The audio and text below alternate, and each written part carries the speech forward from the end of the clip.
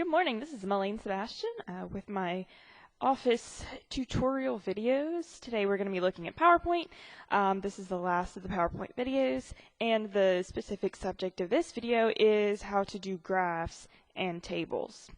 We'll be following along with an activity called Graphs and Tables on Geometrics.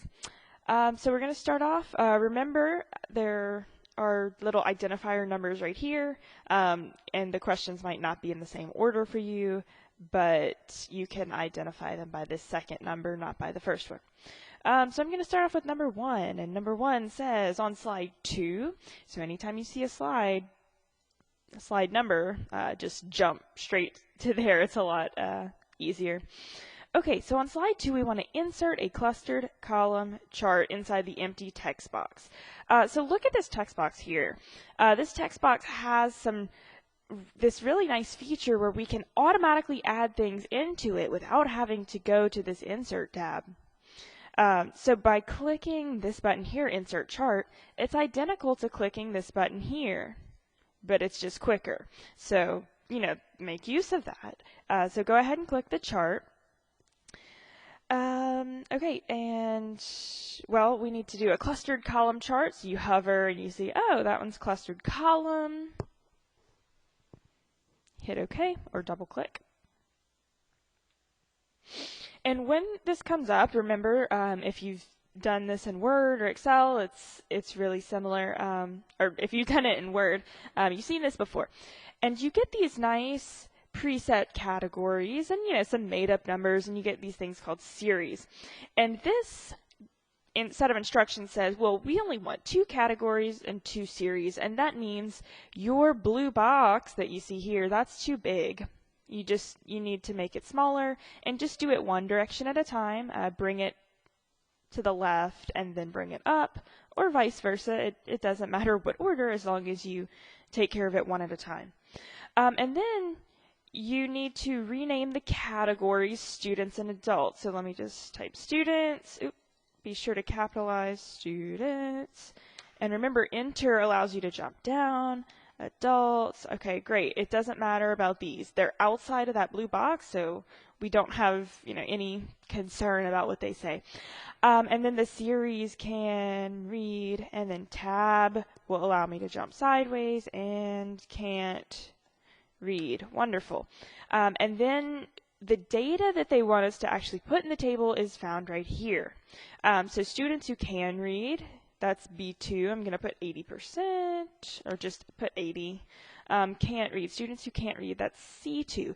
Careful that you're in the right cell, okay? And that's 20%. So you might have been tempted to put that 20 right here.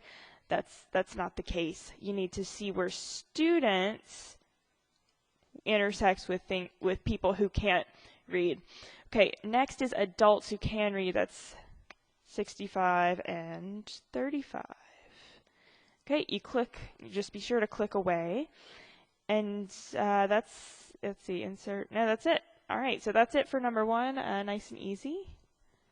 Well, once you get a little practice, once you've seen it a few times, it becomes easy. Let's go on to number 2, which is going to be all about data labels.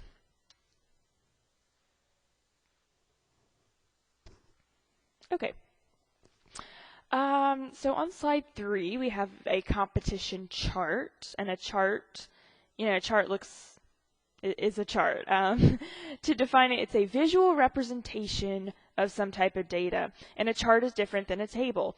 We'll look at tables later, but as you know, the tables show instead numerical representations rather than visual. And what when we were doing Excel in the previous problem, that was a table, and then on the left side we had the chart that went with the table.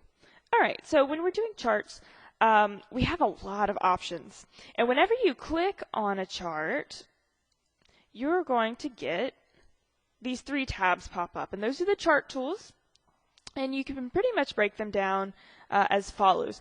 It really starts off from least specific to most specific. Okay, let me explain that a little further. In the Design tab, you do things that affect pretty much the whole of the chart. So things like the chart type, things like, where are you getting this data from that goes in your chart? If you want to change the data. This right here, this is a general layout of your chart. And for each chart type, there's going to be a few options available to you. And you know, these just have numbers. And really, your data is not going to look different. So let me just change this up. You see, my data is not different. It's just the arrangement of, you know, where are the numbers, where is the legend, which is this thing right here that tells us what each color means, where's the title. So those are general layouts. And then right here, styles. We've seen styles plenty of times, you know, with Word and any type of text, we've done styles. And this affects the main color scheme. And I just undid that because that was not a pretty one. Now, the next tab, once you set a general layout, well, then you can go and tinker with every single thing about that layout. You can change where the legend is. You can change whether it exists at all. There's a place for the chart title. If you have different types of charts, you know, maybe a bar, line, column, those you might want to add some axes or, you know, some axis labels or all sorts of things you can change in layout. So layout's a little more specific. Then under format, you can do things that are really picky, like you could click on, you know, a certain area and you could say, well, I want the outline of that to be purple and, you know, really thick. And you got to pick exactly which thing within there has that characteristic, you know. So it gets least to most specific. Let's actually go back and answer the question. The question here was change the data labels to best fit. So that's not the most specific thing.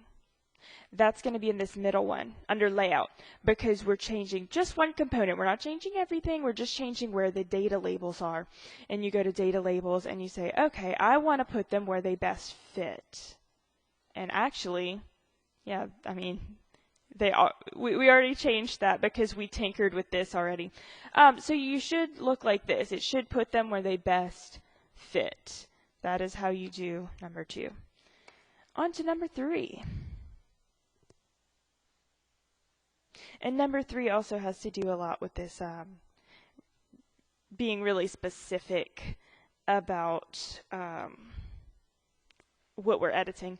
So once again on slide 3, we want the legend to be at the bottom. Okay, and this is really similar to the previous problem. So you go to layout, legend, and you say, hey, I want the legend to be at the bottom. There it is. And then we want it to have a solid fill, blah, blah, blah, blah, blah. Okay, so there's more than one way to do this. We could click on the legend, and we could right-click on it and format. Okay, and then you go to fill, and you want to put a solid fill, and then you go to the colors, and you look through this row up here. You know, these are your accent colors, the colors that PowerPoint's picking out for you because it thinks that they look good together. And you find the one you're looking for, and you close it, and that's it. Now, is that the only way to do what I just did? Absolutely not. Let me show you like 3 other ways.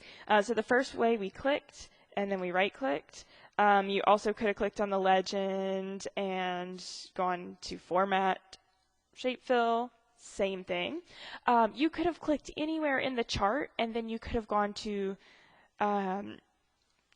really either of these tabs, but you go to format, and you could say, hey, I need to pick the legend, and you can select it from here. You can select it from here. It's really identical. So both of these tabs have this cool selector feature.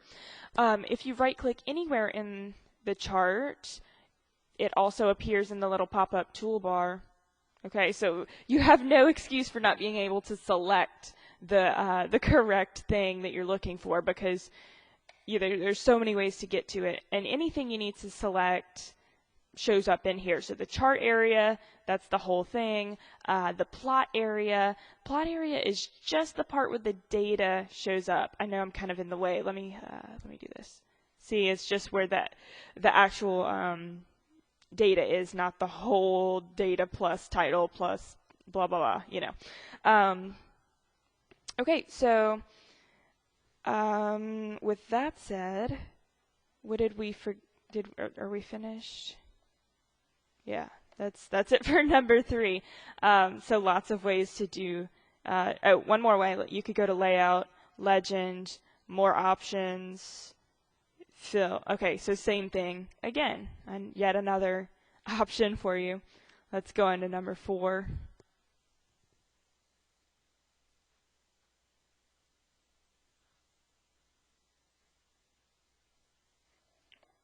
Okay, on slide 5, okay, we want the chart to have a shape outline of purple. Okay, so here's a table.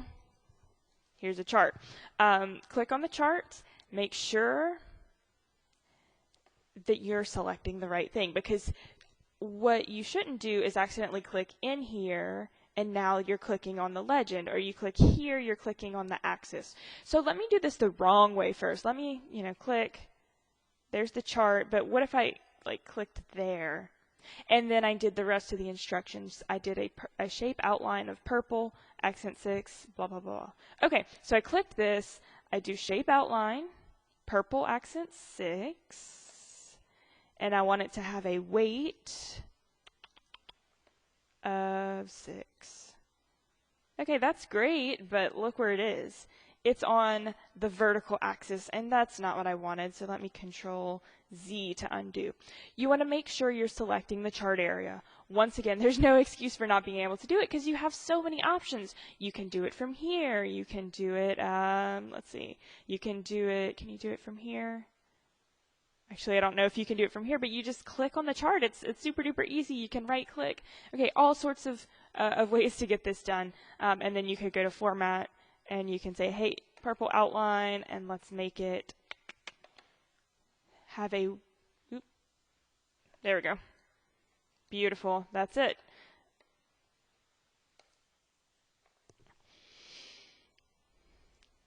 Okay, number 5, let's do number 5.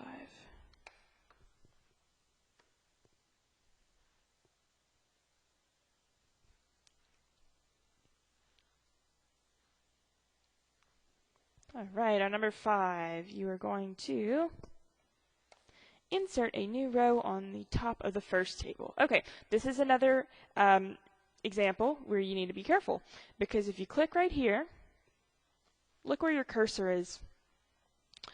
So let me do this the wrong way again. Let me just click, just haphazardly, just wherever on my chart, and it says insert a new row. Okay, so I right click, I could do insert, I could do insert row above. But is that row where I want it to be? No, because it's not on the top of the table. So what did we do wrong here? Well, my cursor was here, so it was in the wrong place. I needed my cursor to be at the top, in the top row. So once again, once I am doing, have my cursor in the right place, I right click, I can insert, or I could go to layout and insert above. Beautiful. Okay. Now make sure you're selecting all of the cells in this row, because the next instruction says merge the cells. That's super duper easy. You go to layout, you merge the cells, or you right click on them and you merge the cells. And that just means you take 3 big cells or 3 little cells and you smush them all together. Now it's just one big gargantuan cell. Okay, next sentence, type the words customer orientation. That's super easy. You just type it. That's it. Yeah, that's it for number 5. Okay, with that, I am going to cut off this part 1, and if you want to see more about charts and tables, watch my part 2, and thanks for watching.